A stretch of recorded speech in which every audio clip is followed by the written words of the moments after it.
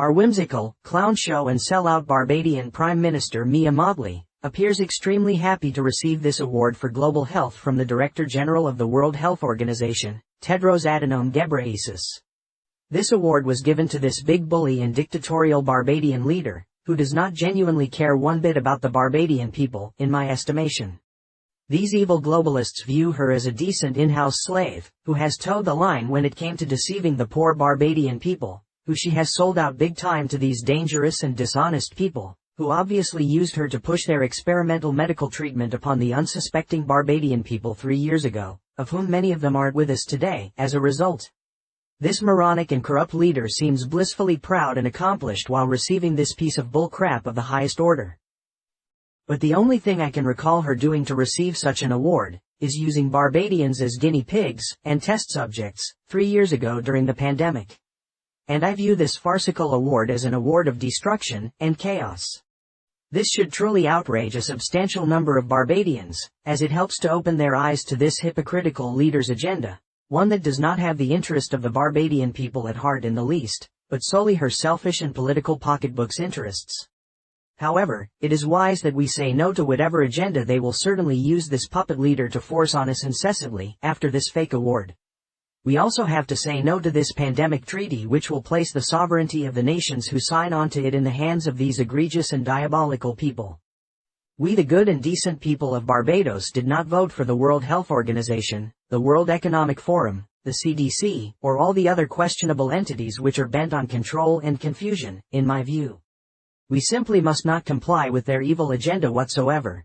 These diabolical globalists love this whimsical and careless Prime Minister, simply because she is a good obedient slave who usually put herself first before the interest of the Barbadian people.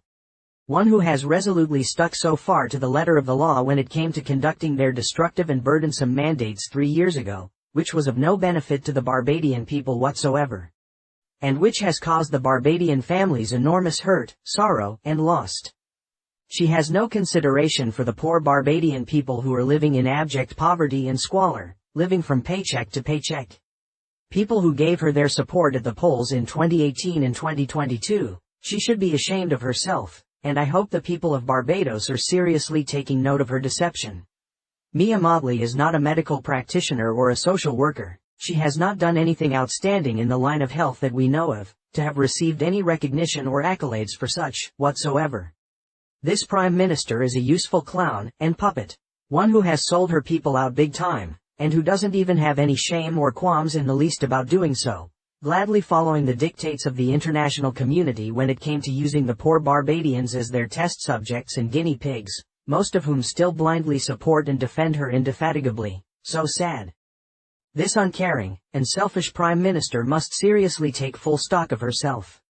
She must stop trying to be a good suck-up to these evil globalists and their diabolical agenda, while gladly selling out the Barbadian people to them. These people do not care about the welfare of Barbados, or the Caribbean region in the whole, and after they have done using her to destroy the Barbadian people, they will inevitably turn their backs on her, wholesale. She needs to stop being a pawn in their chess games and start to take some pride in herself. The future of Barbados, I believe, greatly depends on it. While Ma'am was courting the IMF, she was also courting Africa and Asia. No one gives you millions of dollars in loans without a guarantee. The guarantee to the IMF was the land. The natural resources of Barbados was arable land, minerals, fish, and oil. Another dupe sold to the people was the repatriation to Ghana called the Year of the Return. They even created settlements for the people who took them up on the offer that was giving up free land. As the Barbados High Commission in Accra gets ready to open the doors to one of Barbados's first diplomatic missions on the African continent, we are excited to embark on a program of action, collaboration, and exchange. Building on what has already been accomplished, we look forward to furthering our engagement in trade and investment, cultural and tourism exchanges, and people-to-people connections of all types. We still need to finalize agreements for air and maritime transportation. A great deal of work has been done by the Barbados' international transport authorities to facilitate commercial flights between our two countries, and we eagerly anticipate the signature and entry into force of the relevant agreements. A mere bridge between Barbados and Ghana will be an essential platform underpinning the new transformative dynamic which now drives our bilateral. There was only one problem with that. The locals said their farmland was stolen to give to the foreigners. Just as the Ghanaian lands were being stolen, the same thing was happening here. The land was being taken through nefarious means by crooked attorneys. Alex Mitchell is constantly speaking out about the land that was stolen from Violet Beckles, who own at least 2/3 of the land in Barbados. Who protects the pharmaceutical companies? Who protects the corrupt politician? Who protects the tech giants? Who protects the deep state cabal elites in every country around the planet? The answer? The lawyers. Lawyers are these international bar association lawyers work for and were created by the foreign entities of the Roman Vatican Empire in collusion with the Pope, the Queen, and Henry VIII in the 1500s. In the 1800s, the U.S. corporation crafted a new branch of the bar, the British Accredited Registry, and created the ABA, the American Bar Association. Both associations are controlled by foreign entities, and the rules of civil procedure was written by old Roman laws that are still used to this day and do not apply to we, the people. The illegal practices of all judges, lawyers, and those who enforce the illegal procedures of the null and void dead corporation entities. The Vatican, Royal Crown of England, U.S. Inc., will be subject to arrest for crimes against humanity and punished under all rightful laws of coercion and unlawful actions. Military courts also have full rights to enact military tribunals of foreign occupied agents and their corporate powers, all counterparts and associates. All courts are corrupted. Every person that is part of the bar are foreign entities that are trespassing on human rights. These bar associates, society corporations, have been working under massive fraud under the cover of law for a long time throughout the world in every country. They protect fraud elections, illegal practices by politicians, corporations, tech giants, pharmaceutical companies, and elites that run the International Bar Association worldwide. The bar is about to be taken down worldwide. The enormous fraud is about to be revealed. The Ghana initiative failed. Barbadians did not want to be part of their prosperity or their property. I guess the same is true. I am a Bajan. Wherever I roam, Barbados will always be home. Or not too many people took the bait. We have no connection to Africa except for our skin color. As Gabby said, our navel string buried right here, and I ain't going nowhere.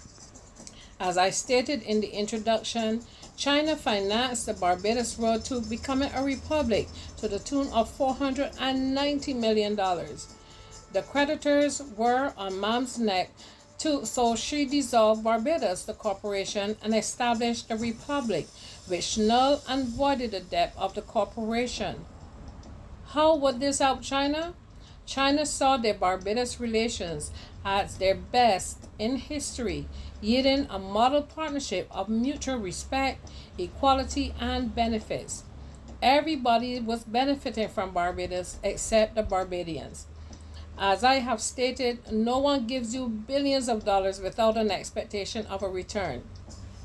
Mom divested the government's interest in the Barbados Light and Power and the Barbados Water Authority, which offered contracts and licenses to other players in the prospective industries. This opened up the market to new players and drive the build-out of the renewable energy industry. Mom's newfound moneymaker, climate change, was quickly becoming the emperor's new groove. It would be the push spearheaded by Avinash Prasad under the Bridgetown Initiative.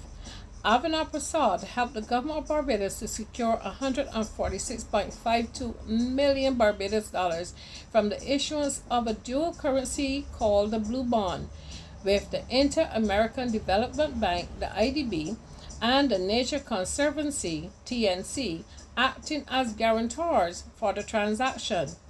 A blue bond is an innovative financial tool that has the potential to grow the blue economy.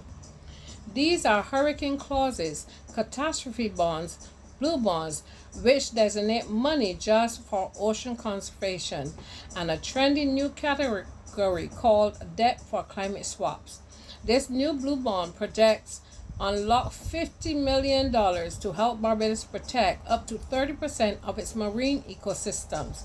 The blue bonds are a relatively new type of sustainability bond which finance projects related to ocean conservation. What did Prasad say? The problem isn't lack of ideas, it has to scale them up so that they can have measurable effects. While people like Prasad and MAM have become the poster children for climate change, entities like BlackRock are signing 90 million contracts for lithium and quartz found under the land in the town that was devastated by Hurricane Helene. BlackRock, for example, is now among the largest holders of Barbados' publicly traded debt, having purchased large blocks of it once Cicada and the creditors settled. BlackRock, Vanguard, and State Street will worth $135 trillion, more than the total GDP of all nations on the earth. Rothschilds. I'm not talking about the Jewish people. Listen, 99.9% of our Israeli Jewish brothers and sisters are absolutely beautiful people. I'm referring just to one family, the Rothschilds, who say they are Jays and are not, but are the synagogue of Satan. Have corporations, BlackRock, Vanguard, and State Street, have a combined total capital of $22 trillion. Some say more, some say less. BlackRock, Vanguard, and State Street are worth a combined, as of today, in total assets of $22 trillion. Vanguard owns, get this, 89% of the S&P 500. Street and Vanguard will own $145.4 trillion by January. Remember, Avanar Prasad worked for State Street. The oil found in Barbados is often referred to as light crude. Instead of MAM developing this light crude so that all of the sovereigns of Barbados may benefit, these contracts were being outsourced to already wealthy companies. Light crude receives a higher price than the heavy crude on the commodities market because it produces a higher percentage of gasoline and diesel fuel. Barbados is sitting on a gold mine of possibilities that is being kept from the people. The Scotland district, or the Scotland area, is where oil seeps are present, and this oil can sometimes turn into a thick, sticky substance known as manjac. The Barbados national anthem, In Plenty and in Time of Need, is a patriotic song that represents the pride and resilience of the people of Barbados. The victory is the people of Barbados' victory. This must be our legacy to the people of Barbados, to give you back your government and your governance. These are the words of Mia Amor Motley. I have touched on COVID-19 and mentioned climate change that is propelling MAM to make the not so popular decisions that has damaged her reputation and her relationship with her sovereigns. Her loyalties are not to the people, her kin, but to the global elite and the special interests. The Black Agenda reports stated that the current Prime Minister of Barbados, the dynamic Mia Mottley, has been using the world stage as a platform to indict the West for its complicity in both causing global crises and for their absolute apathy in responding to them. Given the urgency of the climate emergency, does it make sense for an obviously gifted politician to fly around the world to conferences and assemblies to make these performances appeal in the halls of white power?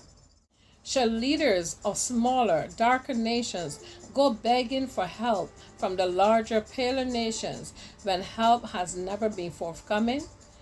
And what of the fact that Motley herself is deeply imbricated with these same demonic powers?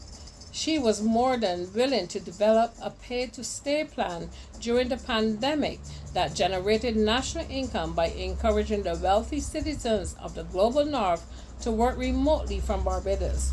She re-implemented a visa requirement for Haitians themselves struggling with the question of climate change.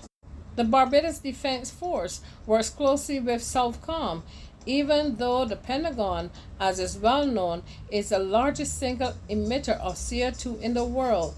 Meanwhile, Motley's recent meetings with U.S. Vice President Kamala Harris was as civil, tepid, and polite, and uninspired as tea with the Queen of England herself. Like the climate crisis, the COVID-19 bioweapon caused severe social and economic disruption around the world, including the largest global recession, widespread supply shortages, and supply chain disruptions and panic buying. Like climate change, COVID-19 was about money and displacement of the sovereigns. Climate change is a phase of engineering displacement of the people to grab their land. Maui, California, Wyoming, and Texas wildfires were set to whole neighborhoods. The manipulation of the weather to use hurricanes to devastate communities such as Asheville and Boone, North Carolina for its lithium and white quartz. And what about Hurricane Beryl that destroyed the whole islands of St. Vincent and the Bahamas, just to name a few of the disasters that has destroyed whole communities?